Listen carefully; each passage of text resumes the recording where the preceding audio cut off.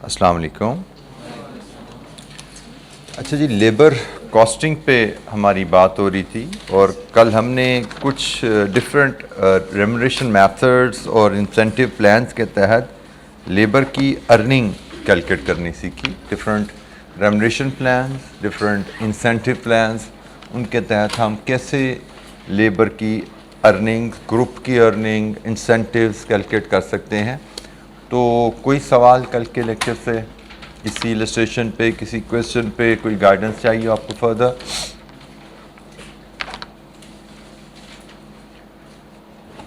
अच्छा जी, कुछ मज़ीद फिर प्रैक्टिस क्वेश्चन करते हैं लेबर पे। अब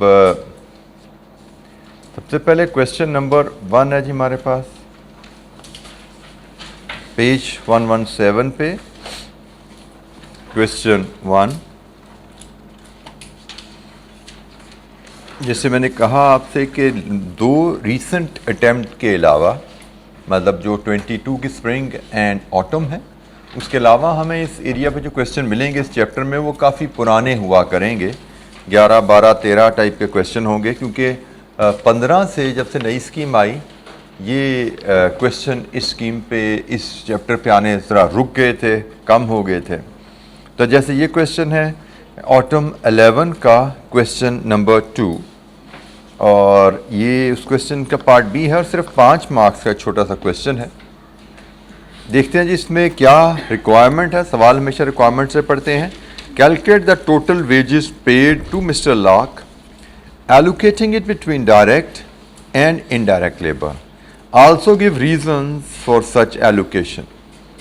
मिस्टर लॉक की अर्निंग वेजेस कैलकुलेट करनी है और उसका डायरेक्ट और इनडायरेक्ट में तकसीम भी करनी है, और साथ रीजंस भी पूछी गई हैं। बताइए।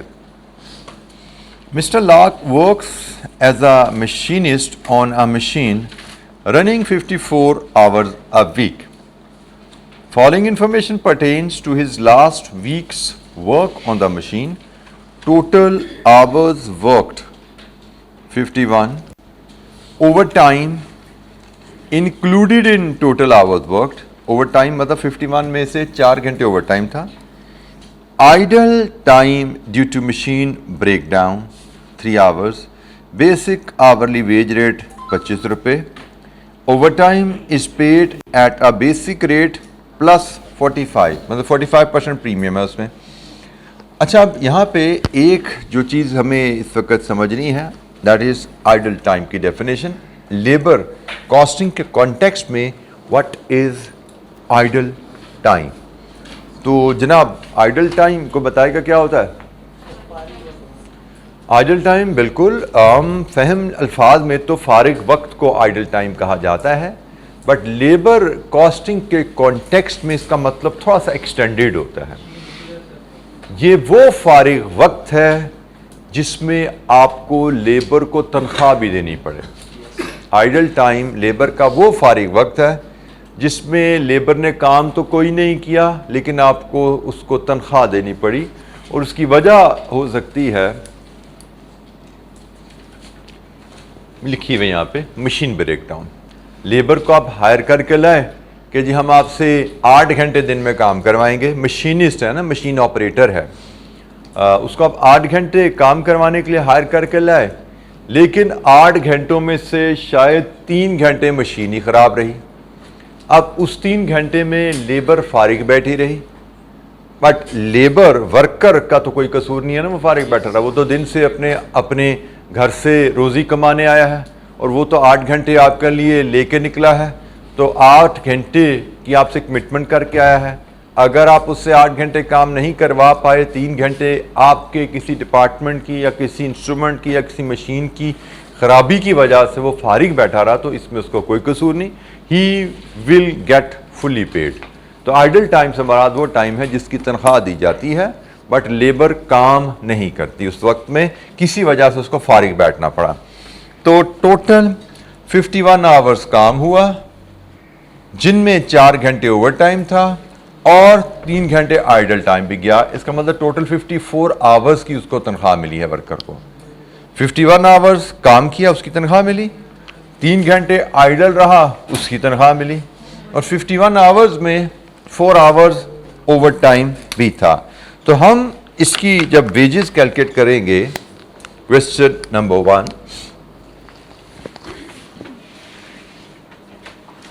वेजेस एक नॉर्मल वर्किंग आवर्स हैं,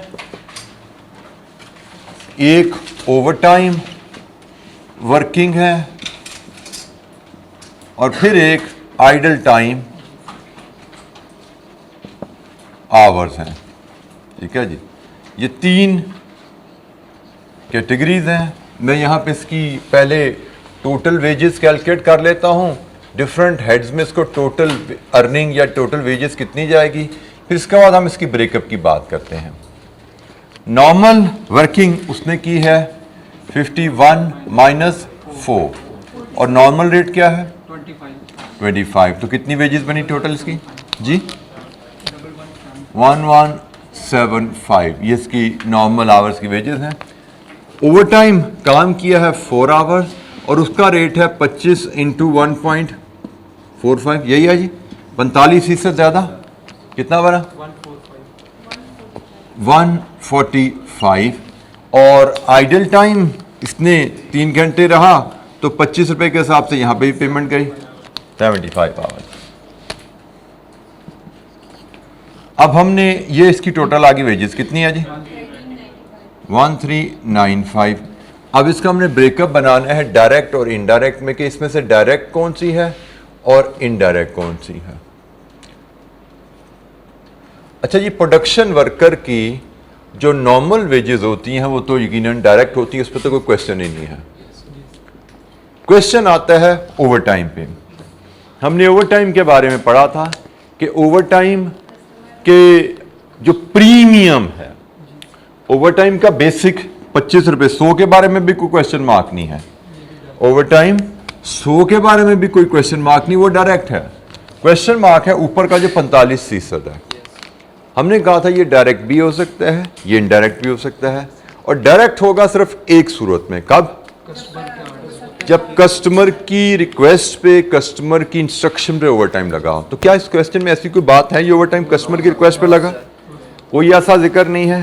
तो हम अज्यूम करेंगे ये ओवरटाइम शायद मशीन जो खराब हुई उसकी वजह से लगाना पड़ा होगा।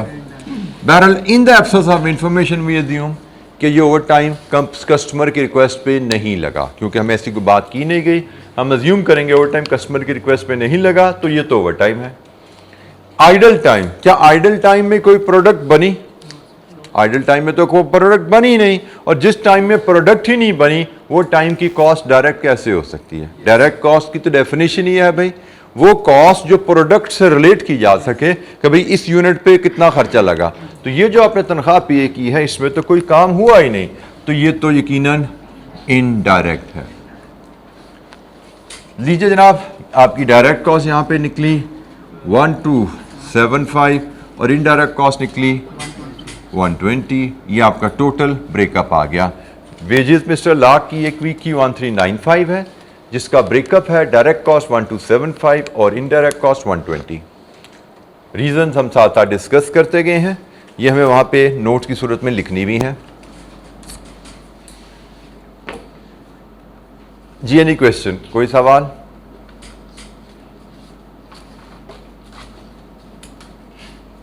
आइडल टाइम की एक नई टर्म हमने यहां डिस्कस की। आइडल टाइम से मुराद वो टाइम जिसमें लेबर को आपने सैलरी तो पे की बट लेबर ने काम नहीं किया, किसी वजह से लेबर काम नहीं कर सकी, वो मशीन की खराबी है, वो स्टॉक का ना होना है। बात का ऐसा भी होता है ना, रॉ मटेरियल खत्म हो गया जी, परचेज ऑर्डर प्लेस करने में लेट हो गए थे हम, तो रॉ मटेरियल खत्म हो गया, तो लेबर फारिग बैठी हुई इंतजार कर रही है, रॉ मटेरियल आएगा तो प्रोडक्शन शुरू करेंगे।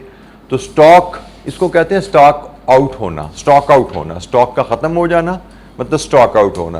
तो आपके पास स्टॉक आउट हो गए हैं तब भी लेबर फारिग बैठेगी, आपका मशीन ब्रेक डाउन है तब भी लेबर फारिग बैठ सकती है।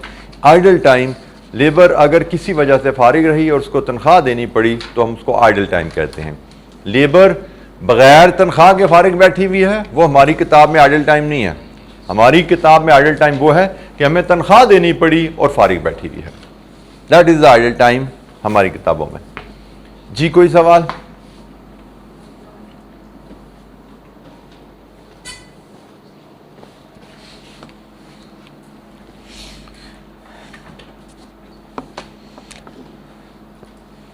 अच्छा जी, एक क्वेश्चन और है जी हमारे पास जदीद लिमिटेड का। ये ऑटम 12 का क्वेश्चन है, 10 marks.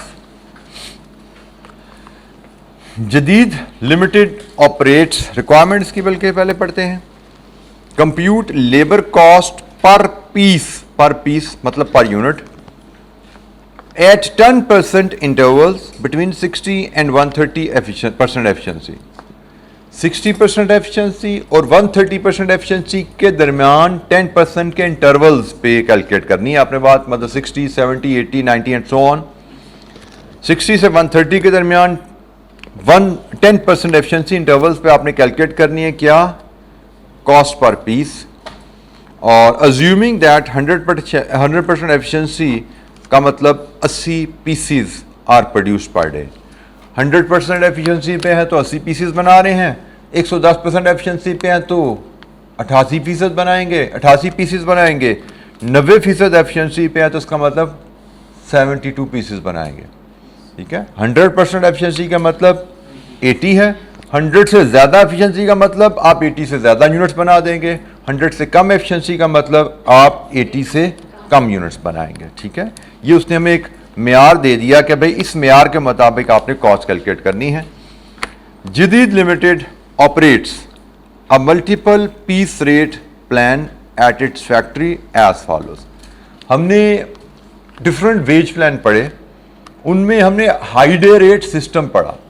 High day rate system को हम मल्टीपल आवरली रेट सिस्टम भी कह सकते हैं ना। High day rate system multiple hourly rate था ना, कि जिस दिन प्रोडक्शन मेयार से ज़्यादा है उस दिन हाई रेट है, जिस दिन प्रोडक्शन मेयार से कम है उस दिन लो रेट है। तो यहाँ पे भी मल्टीपल आवरली रेट नहीं, मल्टीपल यूनिट रेट है। पर यूनिट रेट भी मल्टीपल हो सकते हैं, जैसे हमने टाइम रेट पढ़ा और मल्टीपल टाइम रेट की बात आ गई। इसी तरह हमने पीस वर्क पढ़ा हुआ है रेमुनरेशन का, ये मल्टीपल पीस वर्क आ गया है। इसकी कहानी क्या है, basic piece rate is ₹3 per piece is paid up to 80% efficiency. अगर आपकी एफिशिएंसी अप टू 80% है, आपको ₹3 पर यूनिट पे किया जाएगा।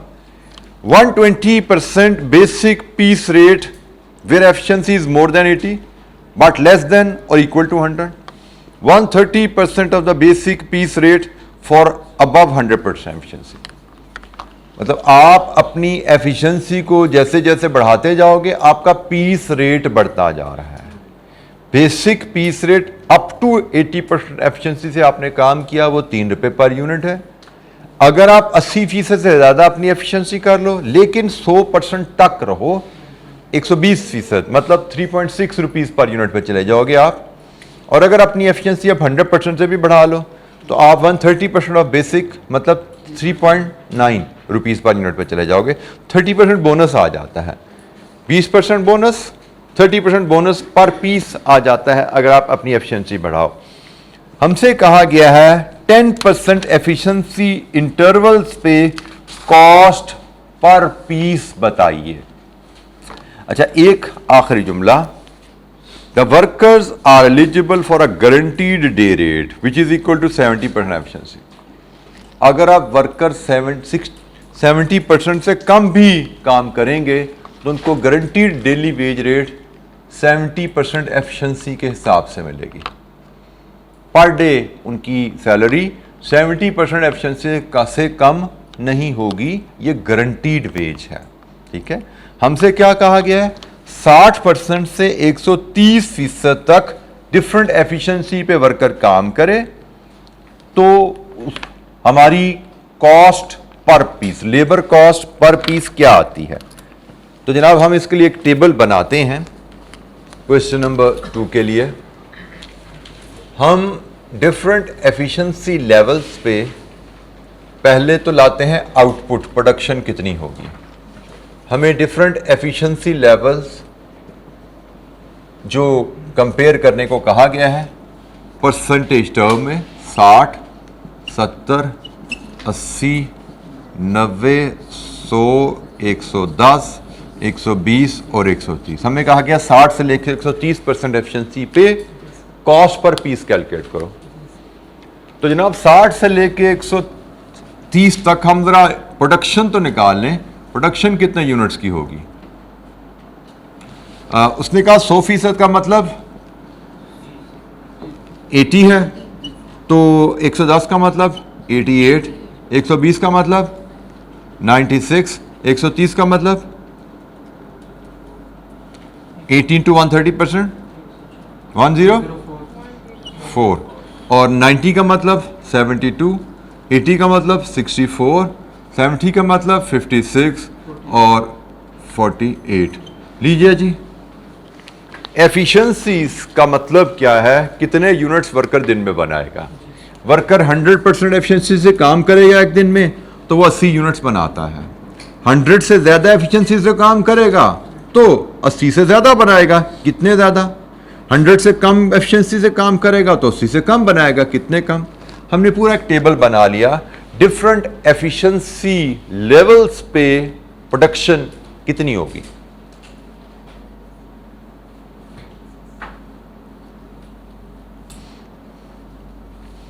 डिफरेंट एफिशिएंसी लेवल पे प्रोडक्शन कितनी रहेगी, ये हमने टेबल बना लिया।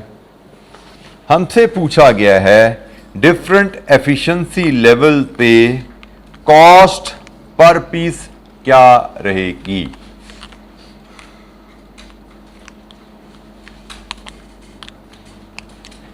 हम डिफरेंट एफिशिएंसी लेवल पे टोटल वेजेस, हमने डिफरेंट एफिशिएंसी लेवल पे प्रोडक्शन यूनिट स्टैब्लिश कर ली हैं।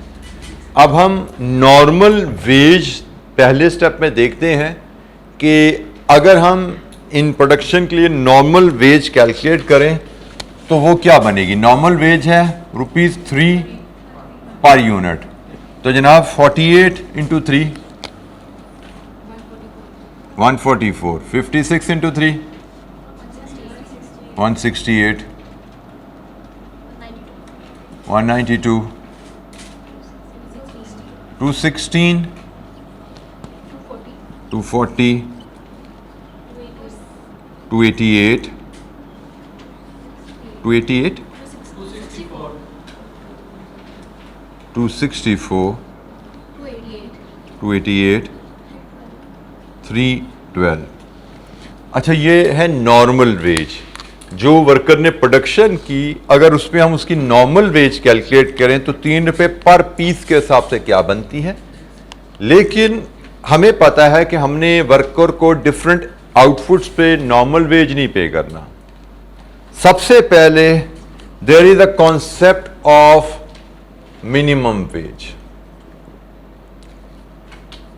हमें बताया गया है जहां पे वर्कर की एफिशिएंसी 70% से कम होगी वहां पे उसको वो वेज पे की जाएगी जो 70% के हिसाब से बनती है। तो यहां पे हम उसको 144 नहीं 168 पे करेंगे। इस केस में 144 एप्लीकेबल नहीं है, इधर तो वो मिनिमम कमा रहा है ना, इसका मसला नहीं है। फिर इसके अलावा और जो चेंजेस हैं, 20% बोनस है। 20% बोनस कहां मिलेगा? जहां पे एफिशिएंसी 80 से ज्यादा है और 100 के बराबर तक, मतलब यहां पे उसको 20% बोनस मिलेगा। इसका 20% कितना बनता है? इसका 20% ऐड कर लो विद 20% बोनस। 216 इंटू 1.2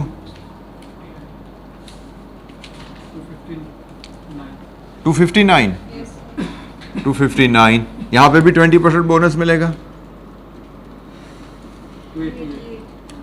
288। और इसके आगे 30% बोनस है, तो यहां पे हम जनाब 30% बोनस वाली वर्किंग कर लेते हैं। 30% बोनस जहां पे मिल रहा है वो क्या है? तो 30% बोनस के लिए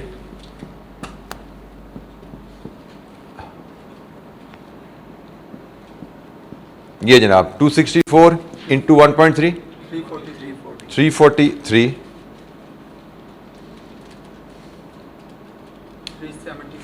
374, 406। अच्छा जी, ये हमारे पास आ गए 30% बोनस के साथ। अब हम कह लेते हैं फाइनल वेजेस जो हैं वो क्या है, और इसके बाद कॉस्ट पर यूनिट क्या आ रही है ये बना लेते हैं। प्रेजेंटेशन के कई अंदाज हो सकते हैं, ये थोड़ा सा ज़्यादा डिटेल अंदाज है। फाइनल वेजेस इधर से 168, इधर से 168, इधर से 192, यहाँ से 259, 288, 343, 374, 406 टोटल वेजेस आ गई हैं। तो अब हम आसानी से टोटल वेजेस को, अगर ये आपका यूनिट्स हैं ए या आपका टोटल वेजेस हैं बी, तो B divided with A cost per unit आप आसानी से ले सकते हैं। हमसे कहा गया था डिफरेंट एफिशिएंसी लेवल पे कॉस्ट पर यूनिट मेजर कीजिए। ये काफ़ी, जैसे मैंने कहा, एलैबोरेटेड डिटेल मॉडल है, टेबल है जो मैंने बनाया। इससे समराइज टेबल से भी हम काम कर सकते थे। जी बेटा। सर, ये मिनिमम वेज कैसे आया? बेटा क्वेश्चन में लिखा हुआ है the workers are eligible for a guaranteed day rate which is equal to 70% efficiency. Daily wage guaranteed है 70% एफिशिएंसी पे जो बनती है। तो 70% एफिशिएंसी पे आपकी 168 की वेज बनती है। तो अगर वर्कर ने 70% से कम भी काम किया तो आप उसको 70% के बराबर जो वेज बनती है वो पे करेंगे। गारंटीड वेज है। मतलब ये आए कैसे सर उसकी? बेटा वो 70%, आपके सामने 70% एफिशिएंसी पे वेज कैलकुलेट नजर आ रही है ना आपको। 70% एफिशिएंसी की डेली वेज क्या है? 60% पे भी वही जाएगी। जी कोई सवाल?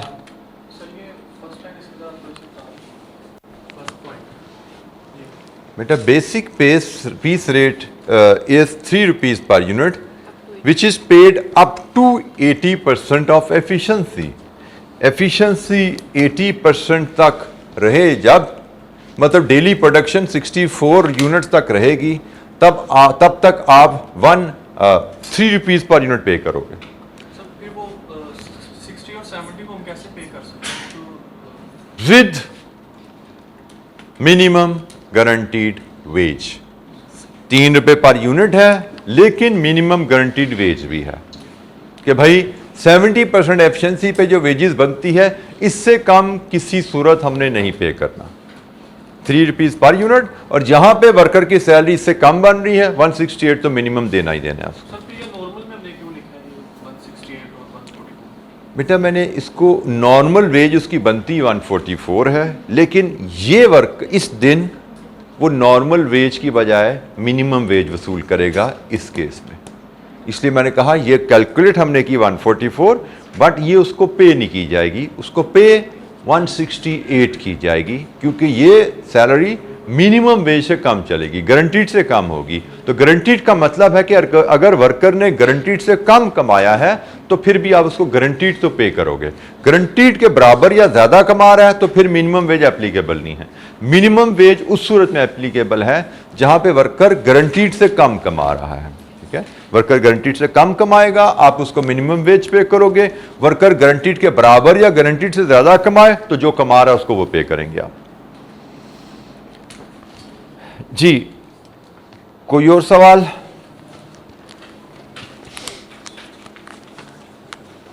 अच्छा ये तो थे बड़े ज़रा आसान सवाल। अब ज़रा हम आते हैं थोड़े से मॉडर्न सवालों के ऊपर, और मैं सीधा आपको क्वेश्चन नंबर 9 पे ले जाना चाहूँगा। अच्छा आपने एक चीज़ नोट करनी है, कर लीजिए नोट बेटा।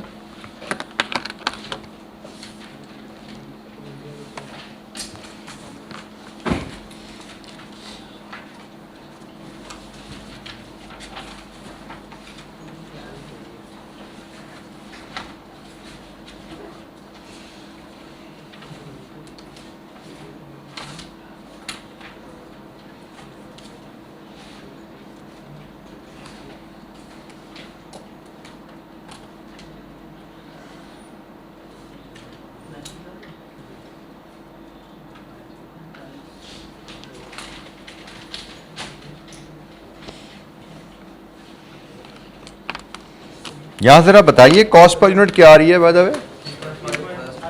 पहले में 3.5, 3, 3, 3.5, 596 होगा, 3.6 होगा, ये 3.9 होगा, 3.9, 3.9।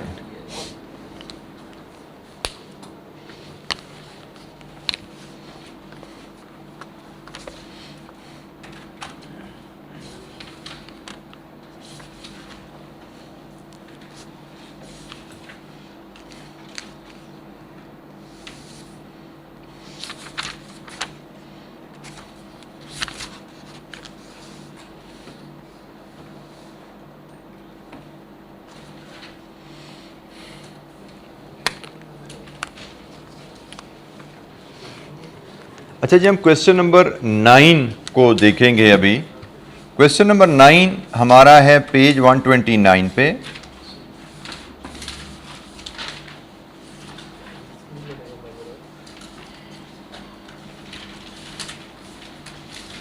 अच्छा, मैं बात जो बताने लगा था, ये क्वेश्चन है जी लेटेस्ट अटेम्प्ट का। मैंने एक बात आपको पहले बोली हुई है कि कॉस्ट मैनेजमेंट अकाउंटिंग में लॉजिकल मैथ जो है, बिजनेस मैथ जो आपने पढ़ा हुआ है, उसकी एप्लीकेशन काफ़ी ज़्यादा रहती है। पहली बात, उसके लिहाज से आपको बेसिक मैथ, परसेंटेजेस, प्रोपोर्शन पे ग्रिप मैं शुरू से बताता आ रहा हूँ, आपको ज़्यादा रिक्वायर्ड है। और हम कुछ ना कुछ उसकी जैसे जैसे उसकी कोई एप्लीकेशन आती है क्वेश्चन में, कुछ ना कुछ एक्टिविटीज़ हम करते रहते हैं उसकी। तो इस क्वेश्चन में भी काफ़ी ज़्यादा एप्लीकेशन आने जा रही है प्रोपोर्शंस एंड परसेंटेजेस से डील करने के लिए। अब ये क्वेश्चन हम डिस्कस तो शायद यहाँ पे करने लगे हैं क्योंकि इसमें कुछ ना कुछ लेबर का भी जिक्र है, लेकिन इस क्वेश्चन में आपने जो ख्याल रखना होता है, ये क्वेश्चन होते हैं एग्जामिनल क्वेश्चन। और एग्जामिनल क्वेश्चन आपको एग्जाम में तब आते हैं जब आपने सिर्फ लेबर नहीं पढ़ा होता, तब आपने सारे चैप्टर पढ़ लिए होते हैं। तो ये भी थोड़ा अपने जहन में रखना होता है कि बाज़ का कुछ ना कुछ कैलकुलेशन ऐसी आ जाती है जिसको अभी तक हमने डिटेल में इतना टेस्ट नहीं किया होता, आगे चल के डिटेल में किसी और चैप्टर में पढ़ना होता है तो वो किसी ना किसी क्वेश्चन में आ जाती है। तो लेकिन मैं इसको स्टेज पे डिस्कस इसलिए करना चाह रहा हूँ कि इसमें चूंकि परसेंटेजेस प्रोपोर्शन का अच्छा डिस्कशन है, तो मैं चाह रहा था कि एक हम इस लेवल पे इस एंगल से भी, इस अंदाज में भी परसेंटेजेस और प्रोपोर्शन का यूज़ ज़रा डिस्कस कर लें। आगे चल के ये परसेंटेजेस प्रोपोर्शन डिफरेंट चैप्टर्स में हमारे सामने दोबारा आएंगी, वहाँ पे बार बार इस पे सवाल हमें आएंगे, बहुत से सवाल हम करेंगे। लेकिन मैं चाह रहा हूँ कि एक फ्लेवर हम यहाँ पे भी एक छोटी सी एक्टिविटी करें, थोड़ी सी चीज़ें डिस्कशन सीखें, और ये मैथमेटिक्स जो है इसको हम यहाँ पे भी प्रैक्टिस में लेके आएँ। अच्छा, इसकी रिक्वायरमेंट है, क्वेश्चन नंबर 9 है ये स्प्रिंग 22 का क्वेश्चन 3। स्प्रिंग 22 का मतलब ये कैफ 3 है, कैफ 8 है? स्प्रिंग 22 में कैफ 3 हुआ था ना, तो ये कैफ 3 का सवाल है, ठीक है? मतलब हमारे ही स्टैंडर्ड का सवाल है। जैसे अक्सर सवालों में हम आगे जाएंगे तो मैं आपको बता दूंगा कि यार ये कैफ 8 का सवाल है, कैफ 8 में ज़रा मुश्किल सवाल ज़्यादा आ जाते होते हैं। तो ये इसमें ऐसी कोई बात नहीं है, ये कैफ 3 के लेवल पे ही आया हुआ है, हमारे ही लेवल का सवाल है, और इंशाअल्लाह हम इसको तसल्ली से डिस्कस करेंगे। इसमें जो मैथमेटिक्स हैं वो मैं आपको ज़रा एक्सप्लेन भी करूँगा, और फिर हम इस सवाल को इंशाअल्लाह अच्छे अंदाज में कर पाएंगे। रिक्वायरमेंट है जी हमारी, determine whether AL should implement the propose wage plan और hire substitute labour. Wage plan propose जो है उसको इंप्लीमेंट करें या सब्स्टिट्यूट लेबर हायर करें, क्योंकि मेनली लेबर से रिलेटेड क्वेश्चन है, लेबर के वेज प्लान से, लेबर की हायरिंग से रिलेटेड क्वेश्चन है, इसलिए हम इसको इसी एरिया में डिस्कस कर रहे हैं। कहानी क्या है जी, कहानी पढ़ते हैं फिर दोबारा रिक्वायरमेंट से लिंक करेंगे। Argentina limited is involve in production of a single product zinc which requires highly skilled labor. AL's budgeted production for the year is 120 units. 120 units चाहिए जनाब AL को। The breakup of existing variable cost per unit of zinc is as follows. Material 4 kg, 100 रुपये पर kg के हिसाब से। Skilled labor 1.5 our, 200 रुपये per hour के हिसाब से। Variable overhead 125 रुपये पर यूनिट के हिसाब से। ये जनाब हमारी वेरिएबल कॉस्ट पर यूनिट है एग्जिस्टिंग। अभी हम साल में अभी हमें जो वेरिएबल कॉस्ट एक यूनिट की पड़ती है वो ये है, हमारी रिक्वायरमेंट है 1,20,000 यूनिट्स। हम 1,20,000 यूनिट्स बेचना चाहते हैं साल में। Presently, there is a shortage of skilled labor in the market, and consequently, the management of AL foresees a high labor turnover. Labour turnover की टर्म से हम फेमिलियर हैं कि लेबर छोड़ के जाती रहती है, क्योंकि शॉर्टेज है तो कहीं ना कहीं लेबर को एक्स्ट्रा सैलरी ऑफर हो जाती है, वो हमें छोड़ के चले जाती है और हमें नए वर्कर्स हायर करने पड़ते हैं. This is what is meant by turnover. और अ हाई लेबर टर्नओवर मतलब बहुत से वर्कर साल में हमें छोड़ के जाएंगे.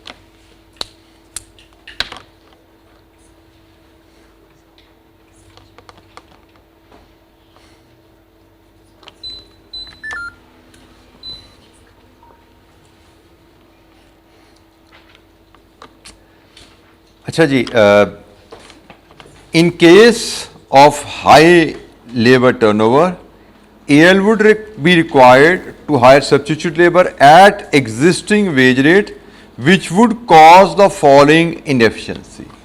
लेबर पुरानी जाएगी, नई लेबर आएगी, जिसकी वजह से ये मसाइल आएंगे. मसाइल क्या हैं? रॉ मटेरियल वेस्टेज 4% से 5% पे चली जाएगी. करंटली आप जब प्रोडक्शन करते हैं तो रॉ मटेरियल आप जो इशू करते हो उसमें से 4% ज़ाया होता है. लेबर टर्नओवर की वजह से ये वेस्टेज 5% हो जाया करेगी. मतलब करंटली अगर आप, चलिए मैं इसको मैथमेटिक्स आगे मैं प्लीज एक्सप्लेन कर दूंगा. इनपुट हमारे रॉ मटेरियल की वेस्टेज फिलहाल ये है कि बढ़ जाएगी. वर्कर क्योंकि नए आएंगे, अनट्रेड होंगे, बढ़ जाएगी. Increase of finish goods rejection rate from 3% to 4%. Rejection rate पे भी हमारी बात हुई है कि डिफेक्टिव यूनिट्स बनना, तो वर्कर्स चूंकि नए आएंगे बार बार, उनकी वजह से डिफेक्टिव यूनिट्स भी ज़्यादा बनेंगे. पहले हमारे जो हम प्रोडक्शन करते हैं उसके 3% डिफेक्टिव होते हैं, और नए वर्कर्स आने की वजह से ये डिफेक्टिव यूनिट्स की प्रोडक्शन 4% पे चली जाएगी. नए वर्कर्स के आने से डिफेक्टिव यूनिट्स की प्रोडक्शन 4% पे चले जाएगी. ये भी एक मसला है. Rejected units are sold as scrap for 300. Rejected units rework नहीं होते. हमने ये भी पढ़ा हुआ ना कि रिजेक्टेड यूनिट रीवर्क भी हो सकते हैं. उसने कहा जी वो रीवर्क नहीं होते, मैं एज स्क्रैप ही बेचने पड़ते हैं. 850 कॉस्ट आ रही है, हमें स्क्रैप में 300 का बेचना पड़ता है रिजेक्टेड यूनिट्स. ये कहानी है जी इनकी. In order to avoid the situation, management is considering to revise the wage as follows. एक तो हल ये है कि लेबर छोड़ के जाए, उसकी जगह नए वर्कर लाओ और ये मसाइल फेस करो. दूसरा हल क्या है? ये वेज प्लान रिवाइज कर दो, क्योंकि लोग आपको छोड़ के जा रहे हैं. क्यों छोड़ के जाते हैं? शायद बाहर से अच्छी तनख्वाह मिल रही है उनको, तो आप अपना वेज प्लान बदल लो. रिवीजन क्या है? Increase wages by 7%. तनख्वाह बढ़ा दो ताकि वर्कर आपको कम छोड़ के जाएं या छोड़ के जाएं. Pay a premium of 70 rupees per hour saved to skilled labour who manufactures the product in less than 1.5 hour. So आपका current time 1.5 hour per unit है. वो कहता है जी आप उनको बोनस दीजिए टाइम सेव्ड पे. 70 rupees per hour saved bonus दीजिए उन वर्कर को जो 1.5 घंटे से कम में प्रोडक्शन करें. सो एक बेसिक वेज रेट बढ़ा दो, दूसरा इंसेंटिव प्लान भी ले आओ. The management believes that introduction of above wage plan would increase the efficiency of its existing skilled labor by 6%। Efficiency 6% से बढ़ जाएगी अगर मैनेजमेंट ये ऑफर उनको दे। अच्छा जी, अब हमसे रिक्वायर्ड यहां पे क्या है? हमसे कहा गया बताइए हमें क्या करना चाहिए कि हम इस वेज प्लान को फॉलो करें या सब्स्टिट्यूट लेबर लेते रहें, कि पुराने वर्कर छोड़ के जाते रहें, नए वर्कर लेते रहें, इस ऑप्शन के तहत चलें या इस ऑप्शन के तहत चलें, इनमें से हमारे लिए बेहतर क्या है? उफ, इतना आसान। 8 नंबर आपके हुए। इतनी सी बात के 8 नंबर मिलेंगे ना क्या हमें? अच्छा जी, इसमें सबसे पहले असूल, किस असूल पे फैसला किया जाए, कैसे फैसला किया जाए?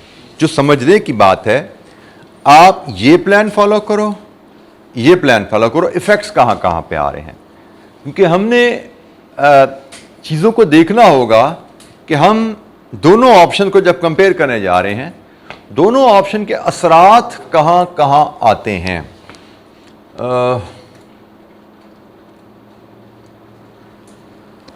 हमारी raw material cost per unit बदलेगी। अगर सब्स्टिट्यूट लेबर पर जाते हो तो वेस्टेज 5% है, आप सैलरी बढ़ाते हो तो वेस्टेज 4% ही रहेगी। ऐसा ही है ना? अगर आप सैलरी बढ़ाओगे तो फिर आपकी लेबर आपको छोड़ के नहीं ना जाएगी और आपकी वेस्टेज जो करंट है 4% वहीं पे रहेगी। तो इसका मतलब हमारे वेज प्लान की सिलेक्शन पे हमारी रॉ मटेरियल कॉस्ट डिपेंडेंट है। दूसरी चीज वेस्टेज है। अगर आप सब्स्टिट्यूट लेबर लाते हो तो वेस्टेज 4% है। अगर आप सब्स्टिट्यूट लेबर नहीं लाते तो वेस्टेज, सैलरी बढ़ा देते हो तो वेस्टेज 3% रहेगी ना। अब वेस्टेज का इफेक्ट क्या आता है कि भाई हमें 1,20,000 यूनिट्स बनाने हैं। अगर वेस्टेज 3% है तो 1,20,000 यूनिट बनाने की प्रोडक्शन कुछ और है, और अगर वेस्टेज 4% होनी है तो 1,20,000 यूनिट बेचने के लिए ज्यादा यूनिट बनाने पड़ेंगे। तो इसका मतलब फिनिश गुड्स का खर्चा, रॉ मटेरियल, लेबर, ओवरहेड, सारे खर्चे का फर्क पड़ जाता है। और तीसरी चीज लेबर तो है ही है, ठीक है जी। सो हमारे मटेरियल कॉस्ट पे फर्क पड़ता है, हमारी लेबर कॉस्ट पे फर्क पड़ता है, हमारी वेस्टेज पे फर्क पड़ता है, हमारी यूनिट्स की प्रोडक्शन पे फर्क पड़ता है, हमारी सैलरीज पे फर्क पड़ता है। ये 4 वैल्यूज हैं जो बदलती हैं। हम इस ऑप्शन पर हैं, इस ऑप्शन पर हैं। तो इनफैक्ट हमें करना क्या पड़ेगा? हमें देखना पड़ेगा कि हम 1,20,000 यूनिट्स, हम 1,20,000 यूनिट्स बनाएं इस ऑप्शन के तहत। तो हमें 1,20,000 यूनिट्स बनाने की कॉस्ट क्या पड़ेगी? और अगर हम 1,20,000 यूनिट बनाएं इस ऑप्शन के तहत तो हमें 1,20,000 यूनिट्स की कॉस्ट क्या पड़ेगी? टोटल 1,20,000 यूनिट्स, जिसमें हम सारे हेड्स उसके काउंट करेंगे, मटेरियल, लेबर, ओवरहेड सारे शामिल करेंगे अपनी वर्किंग में। तो हमें टोटल कॉस्ट देखनी पड़ेगी 1,20,000 यूनिट्स फॉर सेल रेडी करने का खर्चा। तो सबसे पहले हम बात करते हैं इस प्लान के तहत कि भाई हम जिस तरह चल रहे हैं वैसे ही चलते रहते हैं, लेबर छोड़ के जाएगी, नई हायर करेंगे तो क्या मसाइल आते हैं, ठीक है। हम इस ऑप्शन के तहत जरा बात करते हैं कि हम जिस तरह उसने कहा ऑप्शन नंबर 1 कि भाई लेबर छोड़ के जाती है, चली जाए, हम सब्स्टिट्यूट लेबर ले आएंगे और उससे अपनी प्रोडक्शन चलाएंगे। इसमें हमारी 1,20,000 यूनिट्स बनाने की कॉस्ट क्या आएगी? सबसे पहला पॉइंट कि अगर आपकी फिनिश गुड्स में रिजेक्शन आती है तो क्या आपको 1,20,000 यूनिट्स बेचने के लिए 1,20,000 यूनिट्स ही बनाने हैं? लो, अगर फिनिश गुड्स में रिजेक्शन आती है तो आपको 1,20,000 से ज्यादा यूनिट्स बनाने पड़ेंगे ताकि रिजेक्शन के बाद आपके पास 1,20,000 यूनिट्स बच जाएं। सीधा सा असूल है भाई। कारोबारी मामलात को थोड़ा सा समझिएगा। हम बिजनेस की जबान में बात किया करेंगे, कारोबारी मामलात को किस तरह देखा जाएगा उसमें बात करेंगे। हमें 1,20,000 यूनिट्स प्रोडक्शन के लिए फिनिश गुड्स में भेजने हैं और अगर हमारी लेबर छोड़ के जा रही है और हमें बार बार नई लेबर लेनी पड़ रही है तो हमारी कितनी रिजेक्शन आ रही है? 4%। हमारी रिजेक्शन आएगी 4%। इसका मतलब हमारी जो 1,20,000 जो फिनिश गुड्स में प्रोडक्शन जाएगी वो टोटल यूनिट्स का कितना फीसद होगा? जो यूनिट्स हम बनाएंगे उसमें से कितने फीसद फिनिश गुड गोदाम में जा पाएंगे? 96%। बिल्कुल ठीक है, बिल्कुल ठीक है। हम जितने यूनिट्स बनाएंगे उसमें से 4% तो रिजेक्ट हो जाएंगे। तो इसका मतलब सिर्फ 96% जो है वो फिनिश गुड गोदाम में जाएंगे। अगर फिनिश गुड गोदाम में 96% जाते हैं तो मैं यहां पे एक वर्किंग छोटी सी पहले कर देता हूं। प्रोडक्शन फिनिश गुड्स की प्रोडक्शन रिक्वायरमेंट मेरी कितनी है? मेरी फिनिश गुड्स की प्रोडक्शन रिक्वायरमेंट बनेगी 1,20,000 बटा 96 इंटू 100। कितनी जी? मैं सब्स्टिट्यूट लेबर की कहानी पे बात कर रहा हूं। 1,25,000। मैं 1,25,000 यूनिट्स बनाऊंगा, प्रोडक्शन करूंगा, जिसमें से मेरी रिजेक्शन निकलेगी, मैं सिर्फ आपकी आसानी के लिए लिख रहा हूं, 4%, जो कि बनती है 1,25,000 का 5,000, और ये 1,20,000 यूनिट्स में बेच पाऊंगा।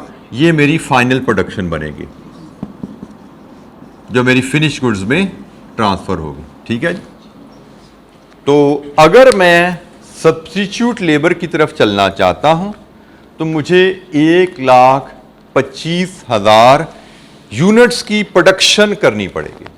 मैं 1,25,000 यूनिट्स की प्रोडक्शन करूंगा, जिनमें से 5,000 यूनिट्स मेरे वेस्ट हो जाएंगे 4%, और मेरे पास फाइनल 1,20,000 बच जाएंगे। जी बेटा, टोटल में रिजेक्शन,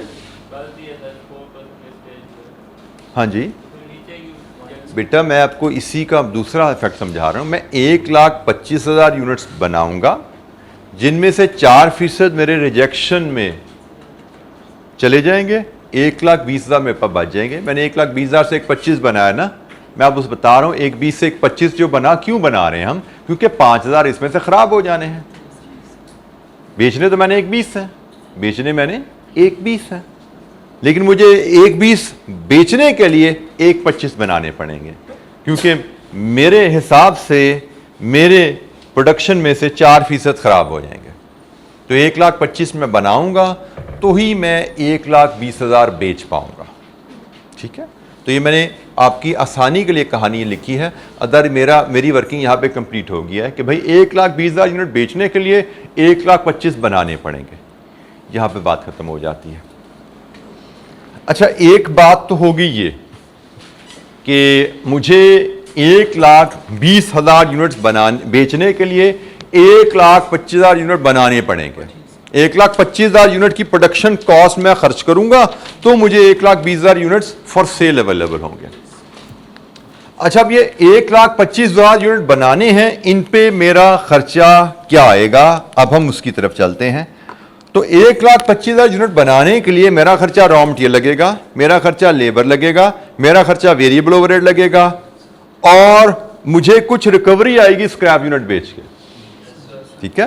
तो बाकी जगह पे तो मुझे कोई दिक्कत नहीं है। मैं इसकी अब कॉस्ट की तरफ चलता हूं। मैं टोटल कॉस्ट, मैं सिनेरियो क्वेश्चन नंबर 9 देख रहे हैं। हम इसमें सब्स्टिट्यूट लेबर की तरफ जा रहे हैं, और इसमें मैं फिलहाल total cost for producing 1,20,000 units, मैं इसको कैलकुलेट कर रहा हूं। ठीक है? और मैंने कहा total cost for producing 1,20,000 units में रॉ मटेरियल लगेगा, जिसको मैं अभी टच नहीं कर रहा, इसको मैं बाद में देखूंगा। लेबर कॉस्ट लगेगी, वेरिएबल ओवरहेड्स लगेंगे, और less recovery from scrap scale.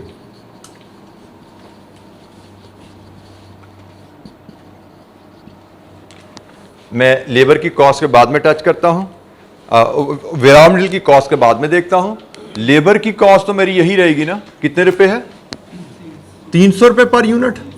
300 रुपए पर यूनिट, और मुझे 1,25,000 यूनिट बनाने हैं, ऐसी बात है ना। 1,20,000 यूनिट्स फॉर सेल अवेलेबल करने के लिए मुझे 1,25,000 यूनिट बनाने हैं। ये मैं वर्किंग 1 से लेके आ रहा हूं। ये अज्यूम मेरी वर्किंग 1 है। मुझे 1,25,000 यूनिट्स बनाने पड़ेंगे। तो जनाब 1,25,000 यूनिट्स की लेबर कितनी बनेगी? 1,25,000 इंटू 300,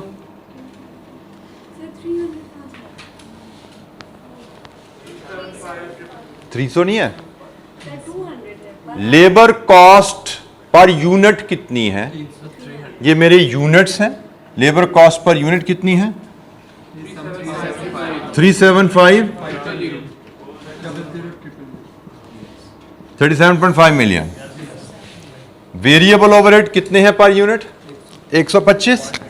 तो 125 इंटू 1,25,000, ये वर्किंग 1 से हम यूनिट्स ला रहे हैं। कितने बने? 15625 000 000 लीजिए जी।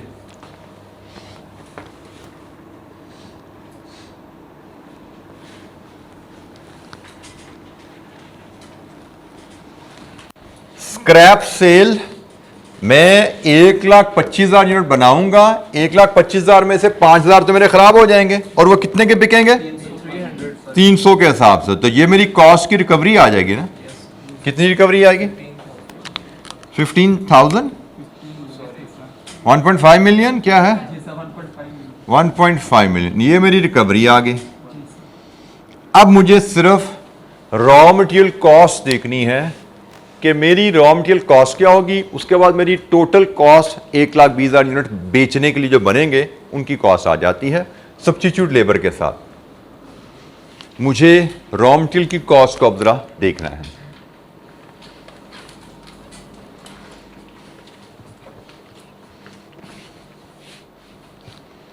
Dealing with percentages and proportions, यहां पे फिर वही बात आ गई है कि हमने 1,20,000 यूनिट्स बेचने हैं।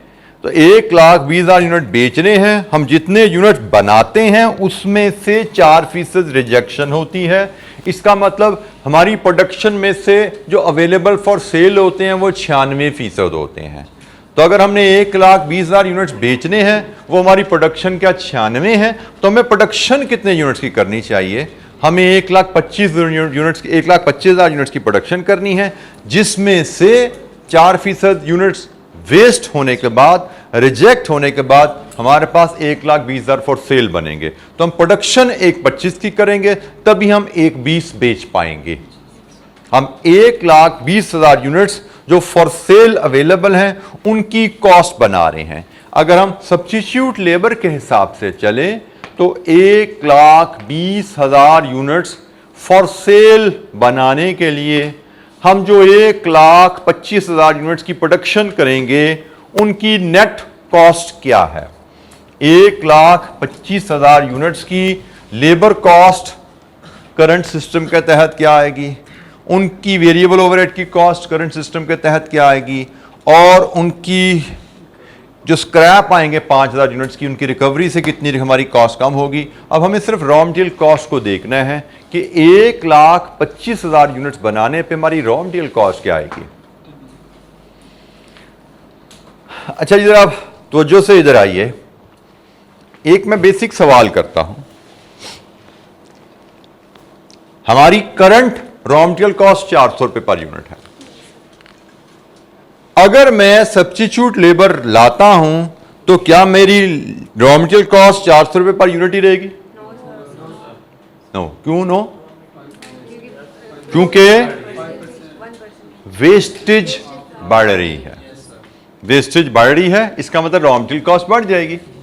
अच्छा, अब यहां पे आप सब ने बड़ा वाइजली जवाब दिया, बड़ा अच्छा जवाब दिया कि भाई रॉ मटेरियल कॉस्ट बढ़ेगी, वेस्टेज बढ़ेगी। अब इस जवाब की थोड़े पीछे हम जहन को जरा खोलें कि इस जवाब के पीछे हमारे चला क्या था। जब रॉ मटेरियल प्रोडक्शन में इस्तेमाल होता है और रॉ मटेरियल की कुछ वेस्टेज होती है, तो हम वहां पे बात कर सकते हैं कि रॉ मटेरियल जब प्रोडक्शन में कुछ वेस्ट हो रहा है तो इसका मतलब एक क्वांटिटी वो है जो प्रोडक्शन को इशू की गई और एक क्वांटिटी वो है जो वेस्टेज के बाद प्रोडक्ट का हिस्सा बने।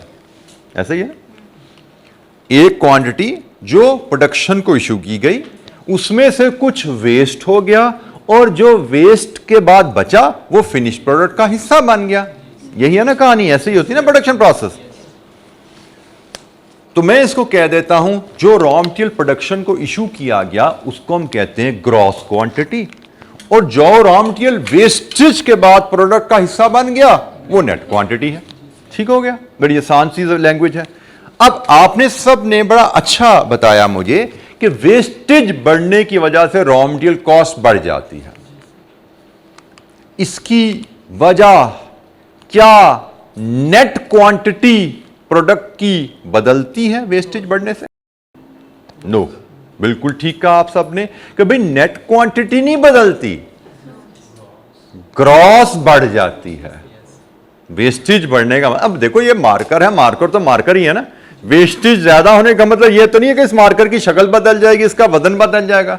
वेस्टेज का मतलब तो ये है कि ये मार्कर बनाते हुए वर्कर ने रॉ मटेरियल जाया कर दिया। मार्कर तो मार्कर है, उसने तो यही शक्ल में आना है। ये डेस्क तो डेस्क है, उसने तो इसी शक्ल में आना है। वेस्टेज का मतलब क्या है कि वर्कर ने डेस्क बनाते हुए जो वेस्टेज बढ़ा दी। तो हमारे पास एक होती है ग्रॉस क्वांटिटी, फिर एक इसमें से निकलती है वेस्टेज, और फिर एक बचती है नेट क्वांटिटी। तो बेसिक असूल हमारे पास जो रहेगा कि वेस्टेज बढ़ने से ये चीज नहीं बदलती, ये तो कांस्टेंट रहती है भाई। वेस्टेज अगर ऊपर जाएगी तो ग्रॉस क्वांटिटी ऊपर जाती है। नेट क्वांटिटी तो एक प्रोडक्ट में जो लगी हुई है वो तो वहीं की वहीं रहती है, उसने तो नहीं बदलना। किसी वर्कर ने इस मार्कर की प्रोडक्शन में प्लास्टिक की वेस्टेज ज्यादा कर दी है तो इस मार्कर की शक्ल थोड़ी बदली। मार्कर में जो जितना मटेरियल लगा है, जो कैप का साइज है, जो इसका बॉडी का साइज है, वो तो वहीं का वहीं है। इसमें जो मटेरियल लगा हुआ है वो एक एक्सपर्ट वर्कर बनाए, एक अनाड़ी वर्कर बनाए। मार्कर अगर बन गया तो मार्कर में तो मटेरियल नेट उतना ही लगा हुआ है। फर्क क्या होगा? एक्सपर्ट वर्कर ने मार्कर बनाते हुए वेस्टेज कम की होगी और अनाड़ी वर्कर ने मार्कर बनाते हुए वेस्टेज ज्यादा की होगी। मतलब क्या है? शायद मैं वैसे अज्यूम कर रहा हूं डेटा, मार्कर में अगर 50 ग्राम वेट लगा हुआ है ना, तो अनाड़ी वर्कर ने 60 ग्राम लेके 10 ग्राम वेस्ट किया है, 50 ग्राम का मार्कर बनाया है। और जो एक्सपर्ट वर्कर है उसने 55 ग्राम वेट लेके 5 ग्राम वेस्ट किया है, 50 का मार्कर बनाया है। यही होगी ना कहानी? ये आपका अनाड़ी वर्कर है और ये आपका एक्सपर्ट वर्कर है। ठीक है?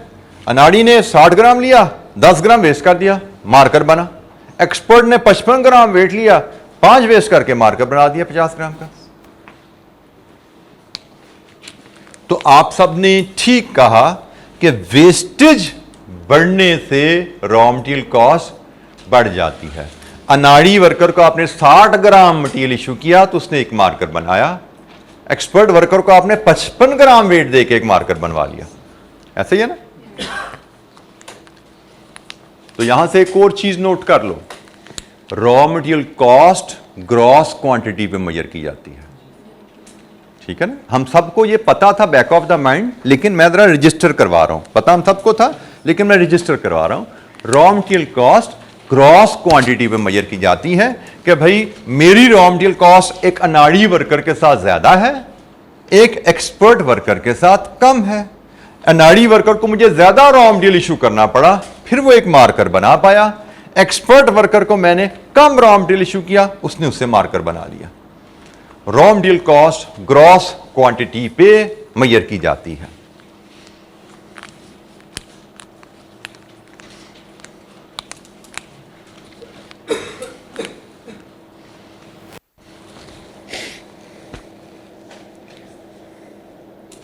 अच्छा, ये हमने थोड़ा सा raw material wastage, gross quantity, net quantity और रॉ मटेरियल कॉस्ट में कौन सी क्वांटिटी यूज की जाएगी वो डिस्कशन हमने कर ली।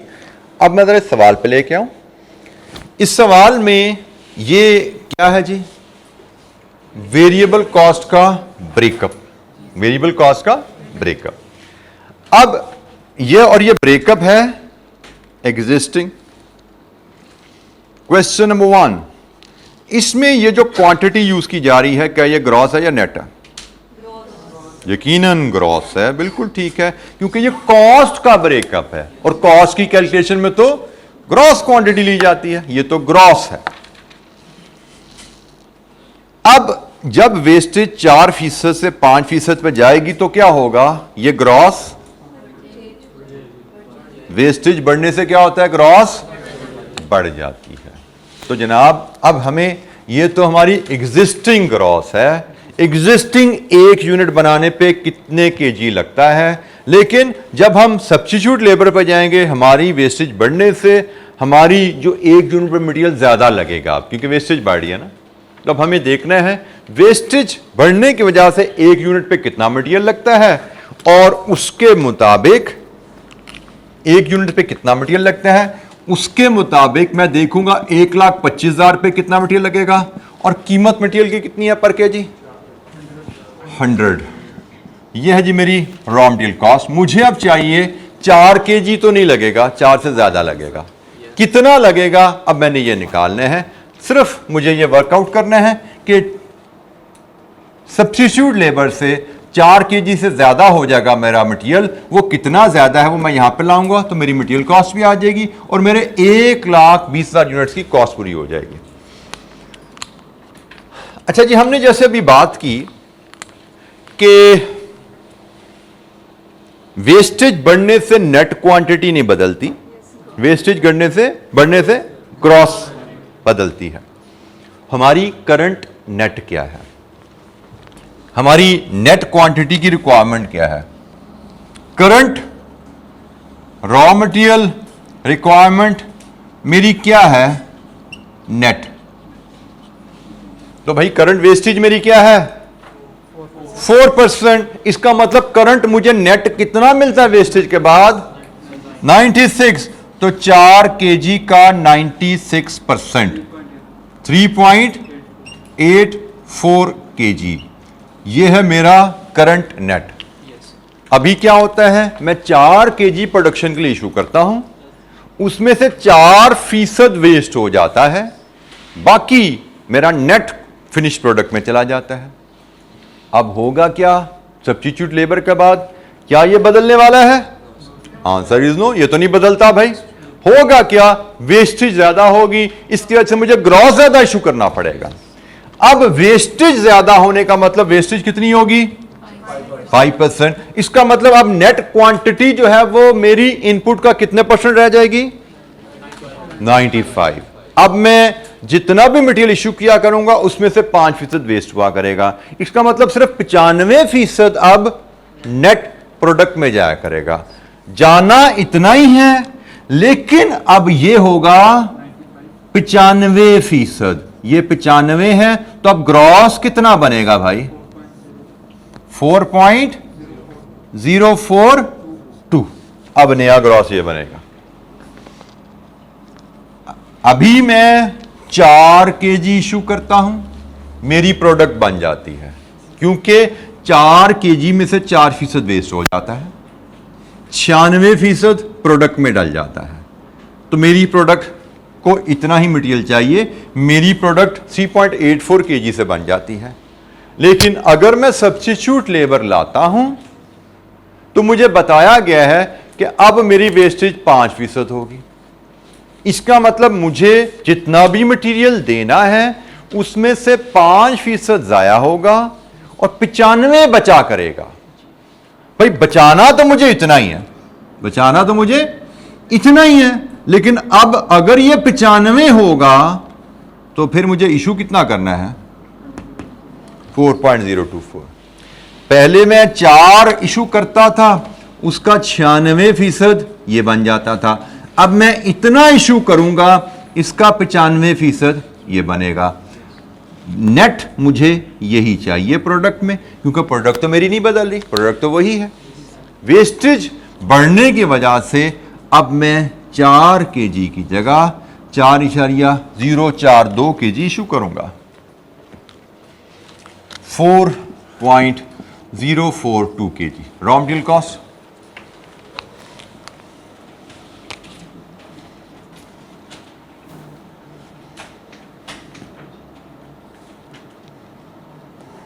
Four 503 503 100 No sir, 5052 5000. 50525 000 सम कीजिए, पॉजिटिव नेगेटिव टोटल करते हुए बताइए कहाँ पहुँचे।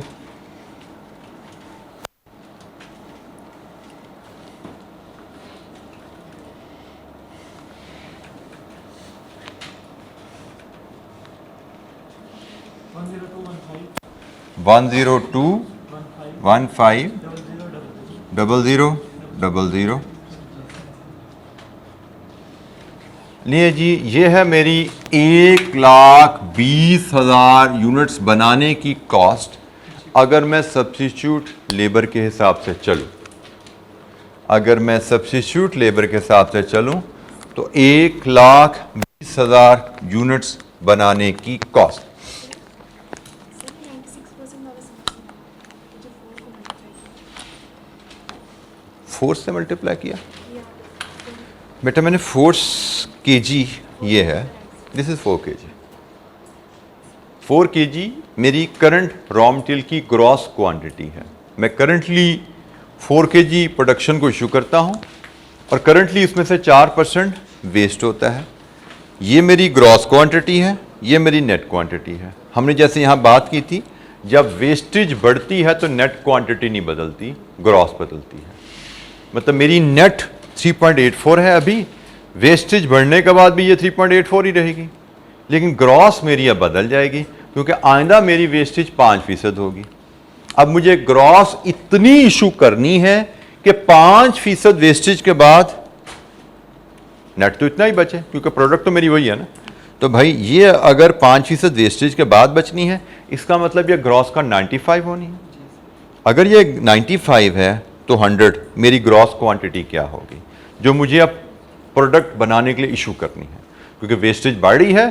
पहले वर्कर को मैं 4 kg देता था, वो मेरी प्रोडक्ट बना देता था, वो एक्सपर्ट वर्कर था, वो 4 kg में प्रोडक्ट बना देता था। अब नया वर्कर आ गया, वो 4 kg में नहीं बनाएगा, उसको कितना देना पड़ेगा? 4.042। उसको ज़्यादा मटेरियल देना पड़ेगा, फिर वो प्रोडक्ट बनाएगा। ठीक है, क्योंकि उसने ज़्यादा वेस्ट करना है मटेरियल। जी एनी क्वेश्चन, कोई सवाल? अच्छा, हम इसके कंपैरिजन में नहीं जाते, हम इसी में जो चीज़ें सीखी हैं, दूसरा प्लान जो है उसको हम बाद में देखेंगे। फिलहाल हमने इसी में जो चीज़ें सीखी हैं उन्हीं की थोड़ी सी मैं रिवीजन एक्सरसाइजेज आपसे मैं करवाता हूँ। जिस तरह इसमें मैं रॉ मटेरियल की बात की है, फिनिश गुड्स की बात की, 2% हमने यहाँ यूज़ की ना, मैं उसी की थोड़ी सी एक्टिविटी करवाता हूँ आपसे। लेट्स अज्यूम आपको एक साल में, अभी हम सिर्फ एक्टिविटीज़ कर रहे हैं जी, ये ठीक है। मैं इसका नेक्स्ट जो पार्ट है वो भी सॉल्व नहीं कर रहा, उसको हम पेंडिंग रख रहे हैं। हमने ये जो काम किया इसमें ही काफ़ी कुछ सीखा है, उसी की हम रिवीजन करते हैं। तो एक्टिविटीज़ हम कर रहे हैं। लेट्स अज्यूम आपकी एनुअल सेल रिक्वायरमेंट है 50,000 यूनिट्स, और आपको बताया गया है कि आपकी रिजेक्शन होती है 8% ऑफ प्रोडक्शन। आपकी रिजेक्शन होती है 8% ऑफ प्रोडक्शन। आपको रिक्वायरमेंट है units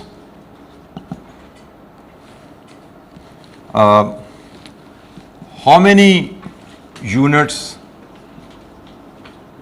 should be put into production? कितने यूनिट्स प्रोडक्शन में डालें कि हम अपनी सेल डिमांड पूरी कर सकें?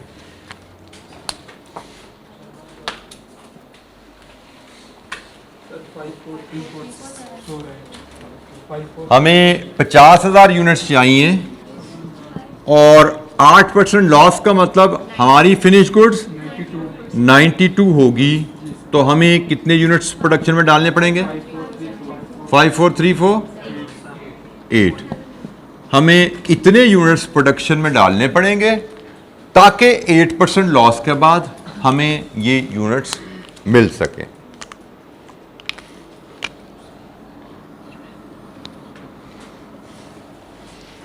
अच्छा, इसी से रिलेटेड मैं एक और रिक्वायरमेंट थोड़ी सी बनाता हूं। करंट रॉ मटेरियल क्वांटिटी या बल्कि raw material cost per unit is 10 kg into 5 rupees 50 rupees है। ये आपकी current raw material cost per unit है। ठीक है, आपको कहा जाता है कि new production machine is purchased and it will reduce raw material wastage from 5% to 3%। ये आपकी करंट रॉ मटेरियल कॉस्ट है। आपको कहा गया नई मशीन लगा ली है जिससे आपकी रॉ मटेरियल वेस्टेज 5% से 30% पे जाने वाली है, और आपसे रिक्वायर किया जा रहा है workout expected raw material cost per unit. आपकी नई raw material cost per unit क्या होगी?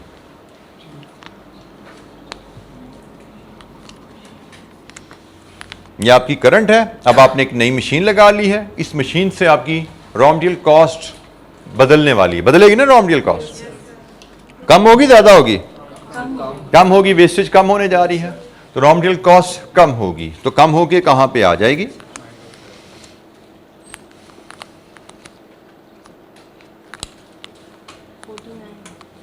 Raw material cost per KG कितना? 49। चलें जी, देखते हैं किस हद तक दुरुस्त है। हम इसके लिए सबसे पहले निकालेंगे क्वांटिटी में क्या चेंज आया। हम देखते हैं हमारी करंटली 10 केजी हम इशू कर रहे हैं, तो 10 केजी पे कॉस्ट कैलकुलेट हो रही है तो ग्रॉस है। करंटली हमारी वेस्टेज है 5%, इसका मतलब इसका 95% नेट है। अब होगा क्या आइंदा, ये जो नेट क्वांटिटी ये तो सेम रहेगी बट वेस्टेज कितनी है? 3%। इसका मतलब आइंदा नेट कितने परसेंट होगी ग्रॉस का? 97 इंटू 100। तो जनाब यहां से आपकी आई नई ग्रॉस क्वांटिटी, इसको मल्टीप्लाई कर देंगे अब ₹5 से, तो ग्रॉस क्वांटिटी कितनी आ रही है? 9.8। एक और 80 है 9.79 kg इंटू ₹5 क्या बना? 48.96 रुपीज पर यूनिट। जी सब इससे एग्रीड हैं? किसी बच्चे को इससे समझ नहीं आई तो पूछिए। हमने currently 10 kg raw material issue करते हैं, करंटली उसका 5% वेस्ट होता है। इसका मतलब ये हमारी करंट हमारी प्रोडक्ट की नेट क्वांटिटी रिक्वायरमेंट है। नेट क्वांटिटी तो नहीं बदलनी। अब हो क्या रहा है? वेस्टेज 3% होगी। वेस्टेज 3% का मतलब अब हम कम मटेरियल इशू करेंगे। कितना इशू करेंगे? हमें नेट 97 चाहिए, 100 इशू करेंगे। अब हम 10 kg के बजाय 9.79 kg इशू करेंगे। 5 रुपये पर केजी के हिसाब से हमारी कॉस्ट 50 रुपीज़ से 48.96 पे आ जाएगी। ये हमने जो इस पार्ट को कैलकुलेट करने में जो 2 बेसिक स्किल्स सीखी थी, उन बेसिक स्किल्स पे मैंने एक एक आपको रिवीजन एक्टिविटी भी दे दी कि रिजेक्शन की वजह से फिनिश गुड्स प्रोडक्शन पे क्या चेंज आता है और रॉ मटेरियल वेस्टेज के बदलने से हमारी रॉ मटेरियल कॉस्ट पे क्या फ़र्क आता है। जी कोई सवाल?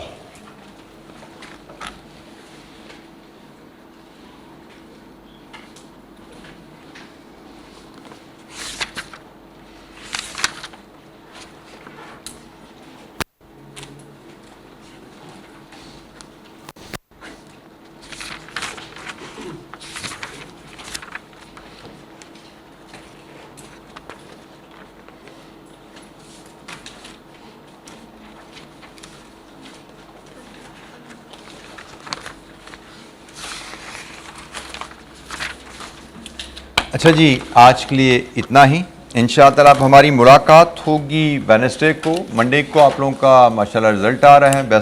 Very best of luck for your result. और इंशाअल्लाह वेडनेसडे को हम रेगुलर क्लास में मिलेंगे और चीज़ों को आगे लेके चलेंगे। Thank you very much. अस्सलाम वालेकुम।